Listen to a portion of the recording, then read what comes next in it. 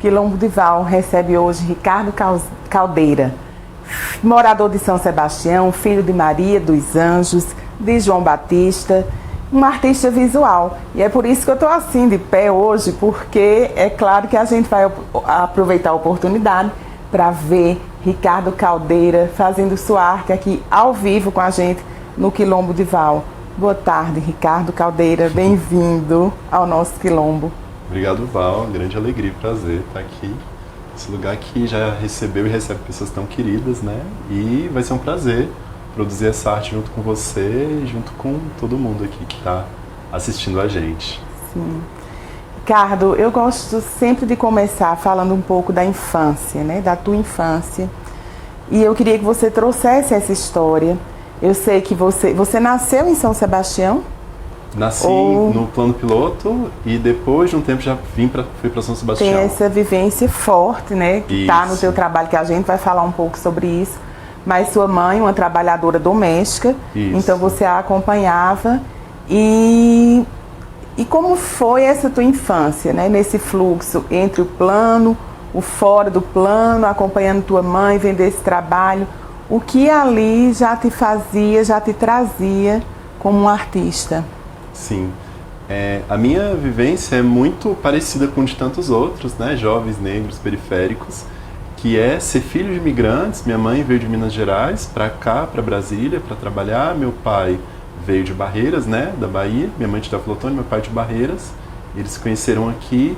E minha mãe, durante a minha infância, ela ainda morava na casa dos patrões e eu morava, né, também no plano piloto. Depois de um tempo, minha mãe comprou um lote em São Sebastião e a gente se mudou para São Sebastião. Então, para mim, eu lembro que essas primeiras memórias de infância é sempre esse local de fluxo, né, do plano piloto, enquanto um local que era uma residência, mas que não era também propriamente a residência, e só que era o local que eu estudava. Depois, né, passou a ser o local de trabalho, depois o local de estudo de novo. E São Sebastião enquanto uma cidade dormitória ainda, né? Eu acho que para mim a virada de chave para entender São Sebastião enquanto um local de cultura foi a partir dos 20 anos, quando eu me inseri na cena cultural, né?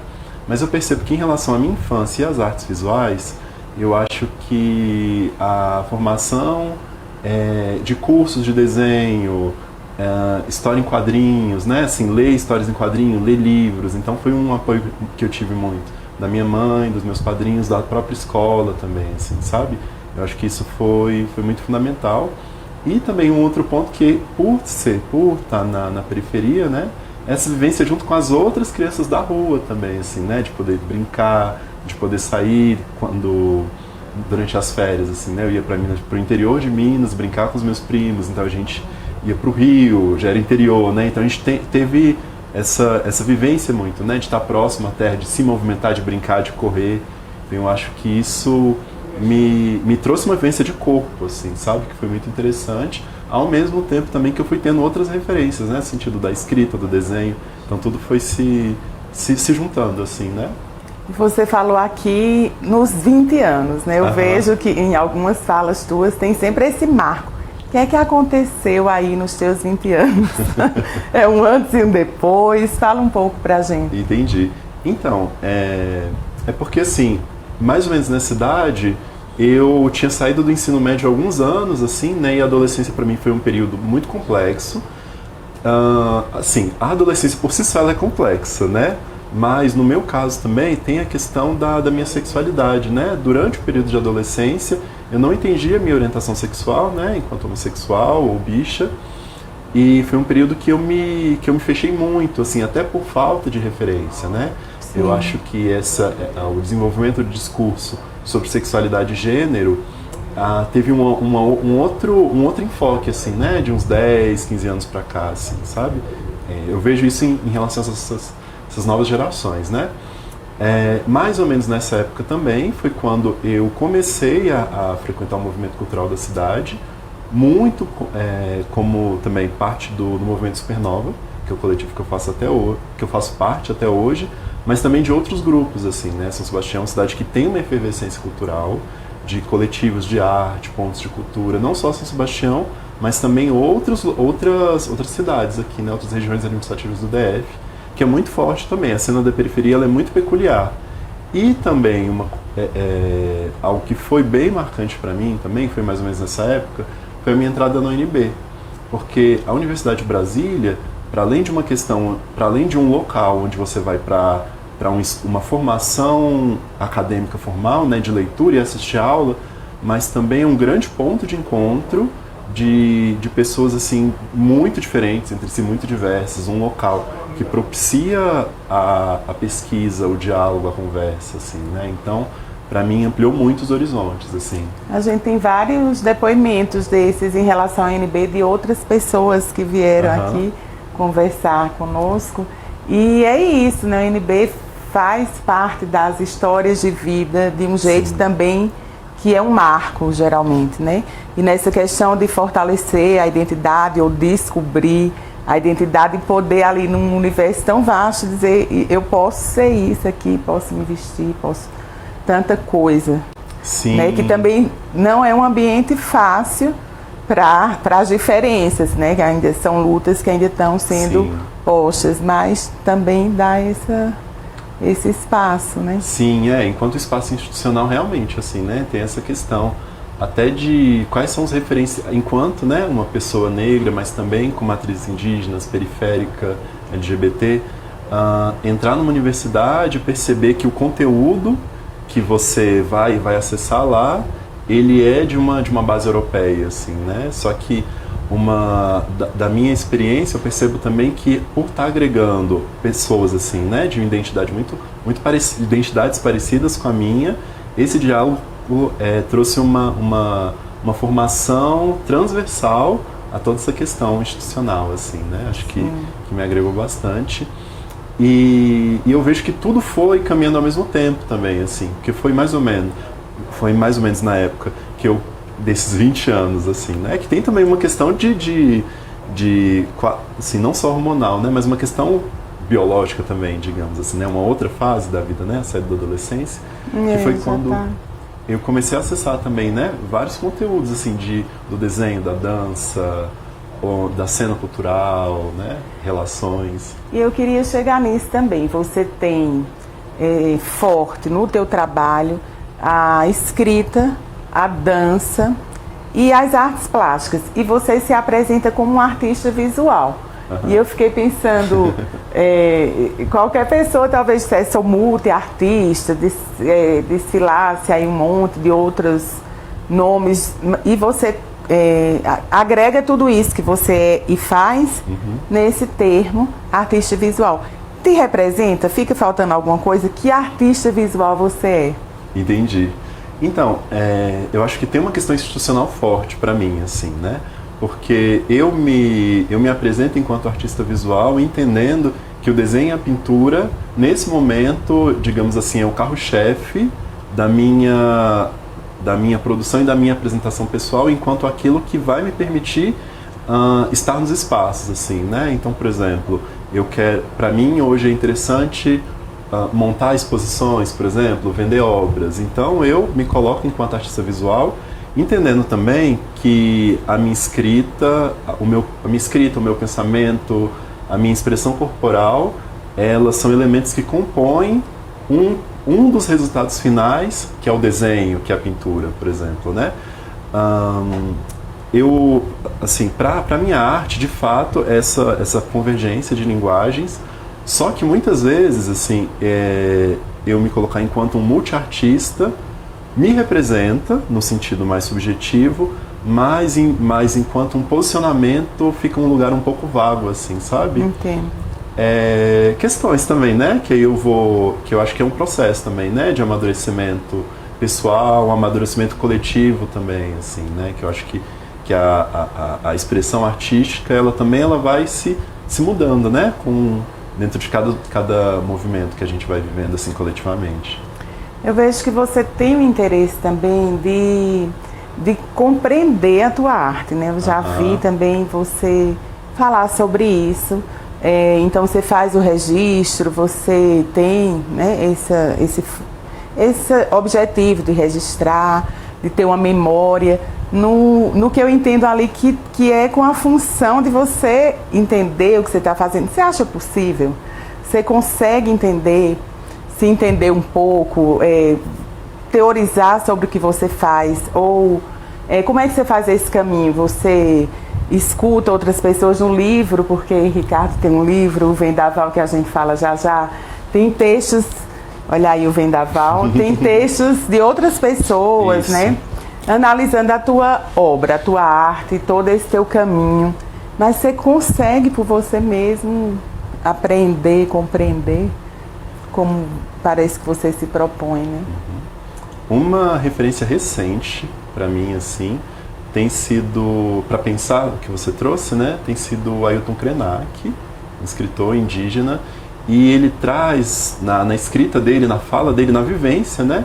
Um ponto muito importante para mim, que é a cosmopercepção indígena, né? A cosmopercepção dos povos originários, que conversa muito também com a cosmopercepção africana, que até no contraponto, né, desse paradigma do pensamento, da filosofia europeia, esse penso logo existo, é pensar com a mente, né, uma coisa só, ou cada área ela é separada, mas nessas outras cosmopercepções, né, na indígena, na africana, essas sociedades elas se propõem a pensar o corpo como um todo e como parte do todo também, né?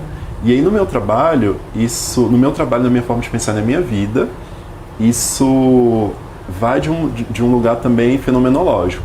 Porque, por exemplo, quando eu trago uma performance de desenho ao vivo, onde eu estou desenhando, mas estou falando também ao mesmo tempo que eu estou sentindo, eu estou observando o meu sentimento, criando uma narrativa oral, criando uma narrativa ao mesmo tempo oral, mas imagética e corporal, entendendo que quando eu movimento meu corpo, esse movimento ele gera uma emoção, mas ele é reflexo de uma emoção também. Então, assim, essa forma de pensar, ela se construiu também em oficinas de dança que eu fiz, por exemplo, né, da dança contemporânea, por exemplo, que é no movimento do corpo você entender a cinética, entender essa anatomia e de como isso se mobiliza para conversar com as suas emoções também, né? Esse é um ponto. E aí um outro ponto também, na minha infância, alguém me falou, eu não lembro quem, me falou assim, não joga fora os seus desenhos, vai guardando tudo que isso vai ser importante. E aí isso me atravessou num lugar muito profundo, assim, que de fato eu faço isso, assim, eu tenho desenho escrito desde criança, assim, sabe? Eu tenho muitas pastas e eu valorizo muito o acervo.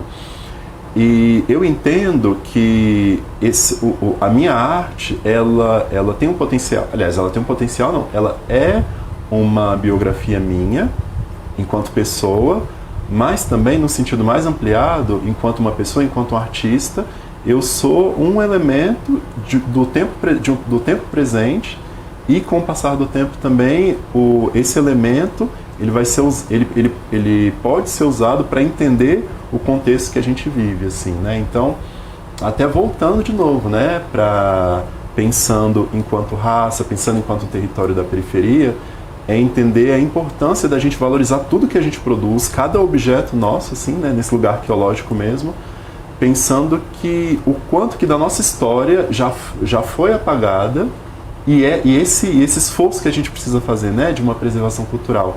Então é pensar sempre desse pequeno, assim, né, de pensar que nós somos a continuidade de uma história milenária, assim, e que ela se recria, ela se reinventa, mas que a sua essência ela está sempre presente, assim, né? A gente está sempre continuando essa cultura ancestral, assim, né? E isso então é espiral, né? Não tem começo, não tem meio. É um contínuo. Um contínuo. O contínuo é um filme, então, um mini-doc, que a gente vai chamar, porque eu acho que coube bem agora que a gente está falando de tempo, né? De memória, de novos conceitos e formas de ver o tempo. E então fala um pouco do Contínuo. Ele é um filme de Henrique Silva. É um grande amigo, assim, um artista completo. Ele é filmmaker, cineasta, fotógrafo, e ele me fez uma proposta da gente gravar um mini-doc sobre a minha produção artística, né? E trazendo justamente o que você trouxe, assim, de pensar o meu desenho, a minha fala, a minha dança. E aí a gente fez isso, assim, né? A gente marcou, acho que um dia ou dois, e gravou algumas imagens comigo desenhando, falando sobre o meu processo de desenho. E logo em seguida a gente foi para um campo de futebol de areia que tem em São Sebastião, que inclusive está prestes a desaparecer por conta de um empreendimento imobiliário. É um campo de futebol de areia, só que uma areia vermelha, que é uma areia é uma terra do Cerrado, né? Sim. E é um campo super tradicional. Assim. O famoso barro vermelho do Cerrado. Exatamente. Né? E esse campo, assim, é uma grande extensão de terra vermelha do Cerrado, assim, bem ao lado de um cerrado mesmo, assim, né? Tem então uma área preservada. Na época, né? Porque agora já tem, aí já está construindo, que é uma realidade também do DF, né? A questão essa urbanização do cerrado, assim, né? E todas essas consequências, impactos que a gente vai sentindo, né?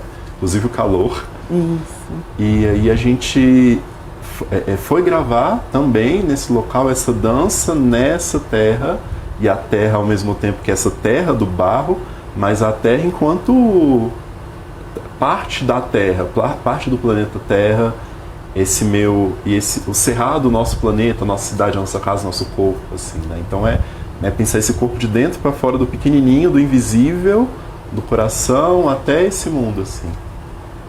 Então vamos lá, ver contínuo.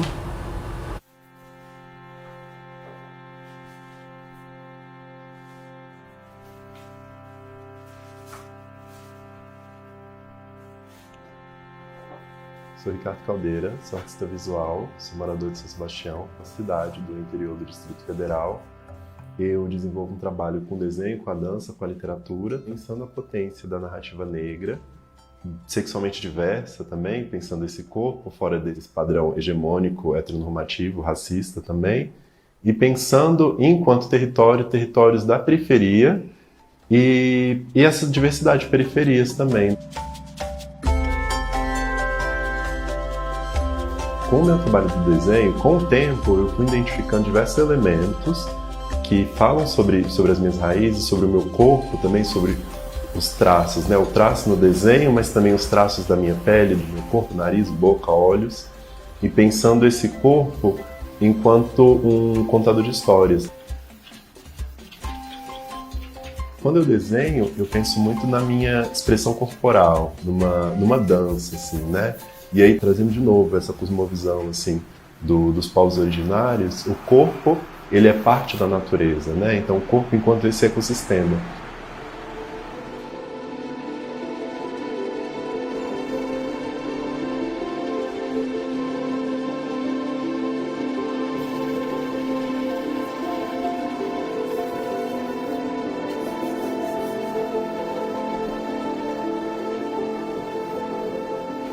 De que forma isso conversa comigo na arte?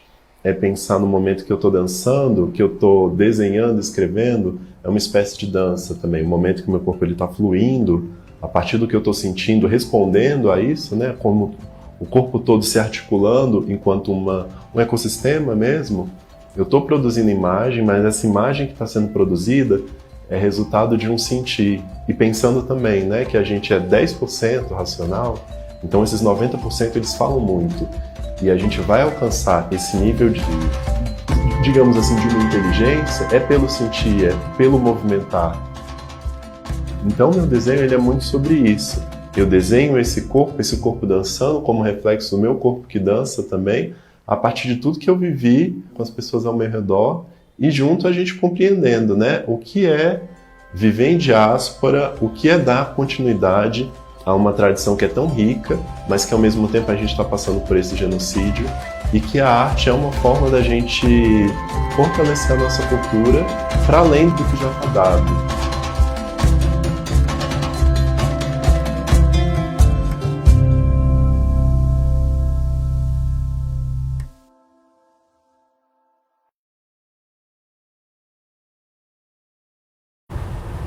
Trabalho lindo esse, o teu e o de Henrique Silva, né? E eu tô tão apaixonada por esse teu trabalho e essa centralidade, não sei nem se eu devo falar assim, mas da dança, né? Do corpo visto desse jeito que tá tudo junto. Sim. E porque eu acho a gente tá tão num ritmo de vida em que o corpo tá tão apartado de tudo e que a gente não pode vivê-lo de diversas formas e que outras são impostas para que a gente viva, tipo, a doença, o cansaço, a correria, uma desconexão. Então, eu acho lindo isso que você traz. E me conta, eu queria que você falasse mais sobre a dança, né? Como é que você se viu nesse lugar da dança? E a dança como movimento, e o movimento como tudo que está aí dentro desse teu trabalho como artista visual. Beleza. A dança, ela sempre foi muito presente na minha vida, principalmente, assim, com o fim da adolescência, assim, né? Eu acho que, de novo, né, os famosos 20 anos, já dá um livro, né? Meus 20 música. Anos. Meus 20 anos, já dizia Zé Ramalho, né? Meus 20 anos de boy, that's over, Freud explica. Com a minha entrada, assim, digamos, na dança contemporânea, né? Mas também de sair pra rolê, de dançar um axé. Na minha adolescência eu odiava, eu era roqueiro. Aí, 6 horas da manhã, a galera tava dançando um axé, assim, se divertindo no escolar. Eu, nossa, odeio axé. E essa coisa também, né, do rock na adolescência, pra mim, tava num lugar muito também de... A solidão me fez roqueira, assim, né? De ficar na minha, uma coisa assim, né? E naquela época, essa coisa, né? A galera que dançava, tinha rixa, né? Os axezeiros e os axezeiro pagodeiro versus roqueiros, assim, né? E aí, depois, em outra fase da minha vida, eu fui entendendo o axé, o funk, a capoeira, mais recentemente a dança do ventre, assim, né? Enquanto expressões onde eu fui fluindo com o corpo, assim, né? São danças que a gente trabalha muito essa região aqui do quadril, trabalha o movimento mesmo, né? A alegria, o sol, enfim, né? Tudo, a sensualidade. Então a dança, ela chega nesse lugar da gente se liberar, se divertir, de uma catarse coletiva, e isso vai fluindo, assim, né? Então, por exemplo, quando eu tô fazendo esse movimento e falando com você, eu já vou me percebendo em um outro lugar, assim, né? De que hoje a gente está aqui numa segunda-feira no meio da tarde, tem uma tensão, e só o fato de eu observar isso, assim, desse movimento, eu já vou sentindo um prazer, né? E, por exemplo, eu estou aqui segurando um bastão de carvão, e é o meu instrumento de trabalho, né? A minha mão também. E nesse movimento, nessa dança, eu vou percebendo como que isso me permite criar alguma coisa. Mas isso vai criar uma linha, mas isso também é um movimento do meu braço. E aí a espiral que você falou, que esse vai e vem, vai e vem, vai e vem, pode ser o balanço do quadril também, pode ser esse movimento, um movimento de serpente, um movimento de dança, uma languidez, uma sensualidade, uma sedução. Tudo isso vai criando um espaço, né? Para algo no corpo se expressar. Então, por exemplo, e nisso meu traço vai fluindo, né? E eu gosto muito de mão. E essa mão que vai, essa mão que flui, uma mão lânguida, um dedo que tenta alcançar alguma coisa. E nesse momento que eu vou desenhando essa mão, e até com esse ruído de carvão, que eu vou sentindo? É a performance, né? Que você apresenta, faz junto, as pessoas vão falando junto contigo, como é? Isso, a coisa vai fluindo, assim, né? Porque, por exemplo, no começo da nossa conversa, a gente falando sobre o cansaço, sobre essa conexão com o corpo, sobre o axé, e eu fui... O que eu quero sentir, né? O que o meu corpo está pedindo? Meu corpo está pedindo um movimento, que a gente está aqui parado, né? Está em pé, isso vai gerando uma tensão, então esse balanço, essa onda, ela vai me conduzir a um outro lugar, assim. E nisso é uma dança, né? E a partir dessa dança, que formas elas podem surgir? Então, por exemplo, no meio dessas mãos e dessas ondas, ao mesmo tempo surge esse olho, mas que no processo de desenhar esse olho eu senti uma certa densidade, e essa densidade, como esses supercílios,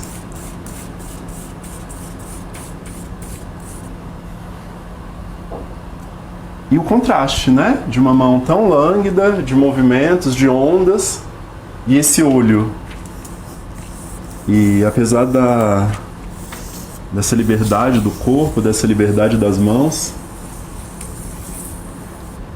o que de tão sombrio ou noturno passam por esses olhos, assim, né? Quais paisagens internas de que o corpo não mostra, ou não se vê pelo corpo, mas percebe por esses olhos, assim, né? E por que coincidentemente, essas ondas que saem dos olhos, porque ondas que saem dos olhos são lágrimas, os rios que saem dos olhos é um choro, e esse rio que transpassa no corpo, que movimenta o corpo, seria um outro tipo de choro, né? Talvez, um desaguar, ou todo choro é de tristeza. Então, mesmo um olhar tão noturno, tão silencioso, talvez não seja tristeza. E esse é um ponto do meu trabalho, porque quando aqui eu já quero um movimento mais forte, e um movimento forte inspira uma forte emoção, e é uma emoção tão forte que eu sinto sair de dentro do meu centro, da minha barriga, quase como uma dor de barriga, e que é difícil até falar, fazendo força com a barriga, e uma mão fechada, e um traço que circunda tudo isso, um traço denso, que quase derruba, que quase rasga o papel. Mas que tudo isso que suja a minha mão não é tristeza, mas é uma força que pediu para sair, e de que essa mão fechada, porque quando eu fecho a mão, eu faço força até no ombro. Vê? Meu ombro está forte. A rigidez se manifesta até na forma como eu olho. E essa rigidez, ela pode começar aqui dentro, e pode ir pro peito, e se manifesta aqui na mão. Assim como esse olho, que a lágrima, ela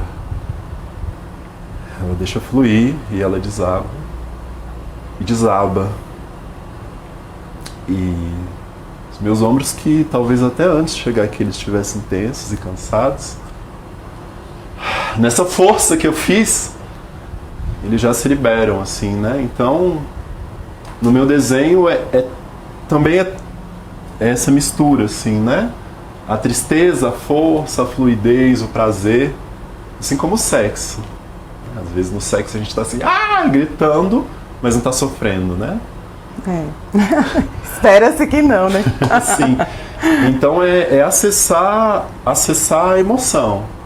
É acessar essa emoção, ouvir, falar com ela, dar vazão e fluir, e caminhar. E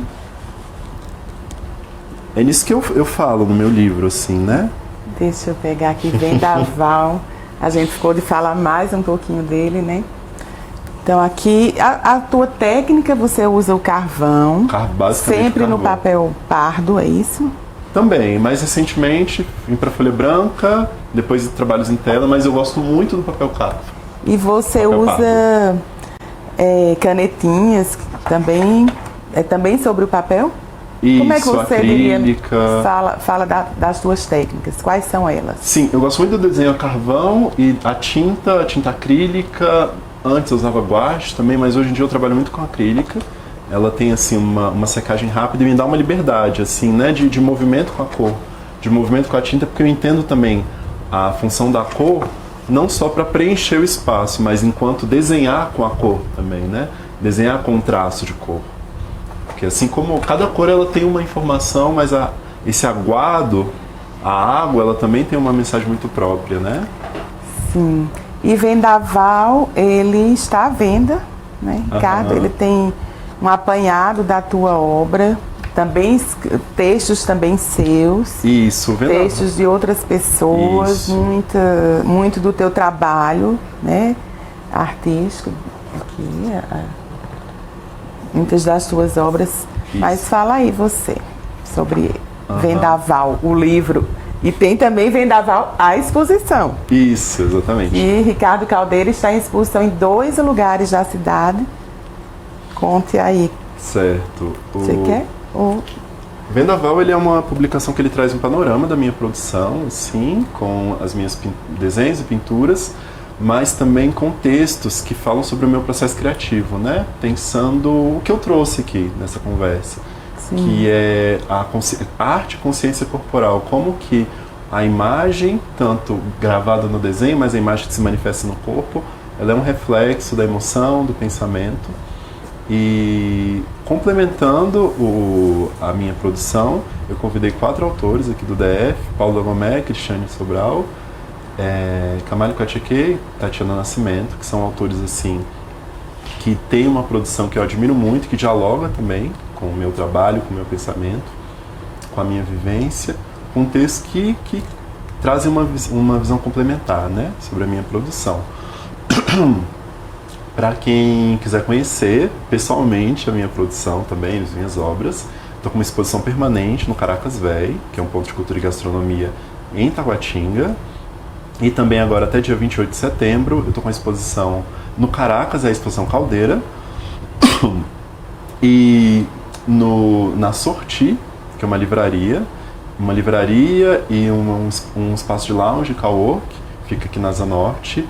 Essa exposição é a exposição Vendaval, também com outras obras minhas, inclusive com pôsteres que estão à venda. Ela fica agora até dia 28 de setembro. Você também está na TV, na Globoplay, e onde tem outro documentário, né, de acho, média duração. Fala um pouco pra gente deles. Certo. Por favor, Ricardo. Eu sou protagonista do 5º episódio da série Favela Gay, Periferias LGBT, do Rodrigo Felha.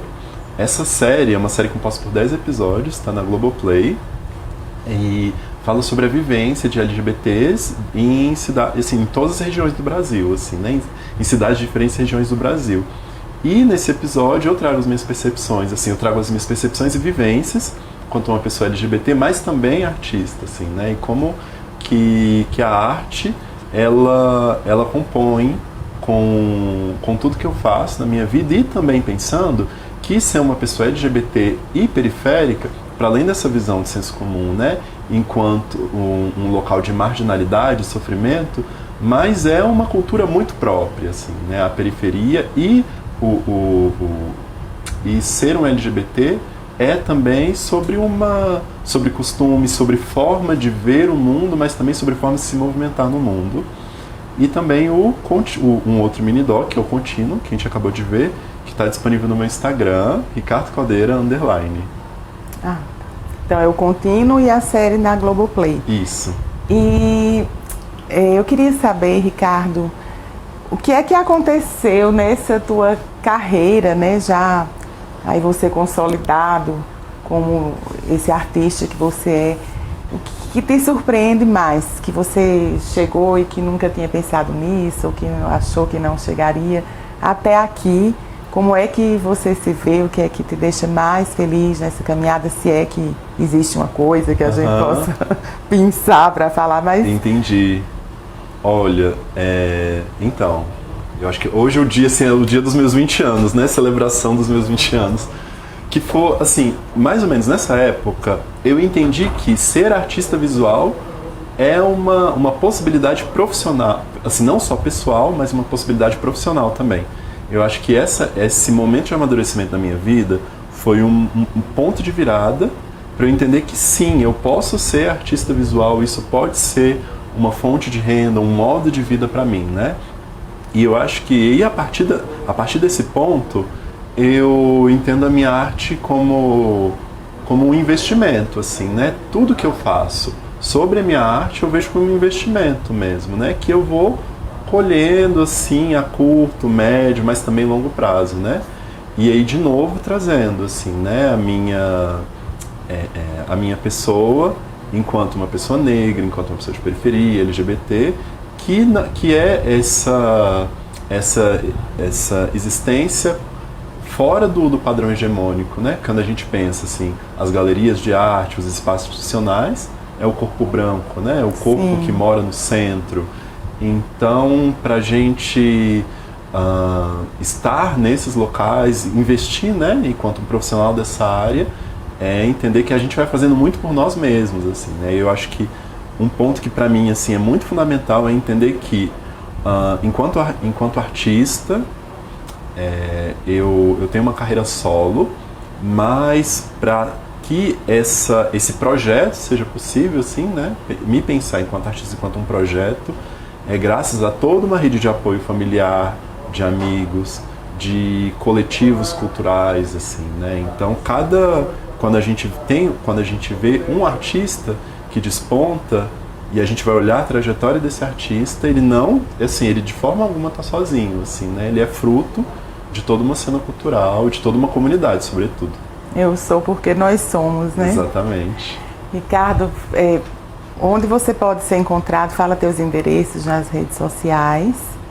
Se quiser falar de novo onde você está em exposição, que é no Caracas Véi, em Taguatinga, da nossa querida May Bastos. Isso. E na Sorti. Você lembra a quadra? 403 Norte. 403 Norte, exposição, venda do livro, vendaval. Isso. E Ricardo Caldeira _. Isso, Ricardo Caldeira _, que é o meu Instagram. Quem quiser entrar em contato diretamente comigo também para adquirir o livro, adquirir obras, adquirir também pôsteres, imãs nos meus trabalhos, só entrar em contato. Também. Fortalecer, né? Isso. Fortalecer o rolê do maravilhoso Ricardo Caldeira. Falei rolê, depois pensei fortalecer esse corre tão nobre, maravilhoso. E eu te agradeço, te deixo aqui um espaço para despedidas. Tá certo.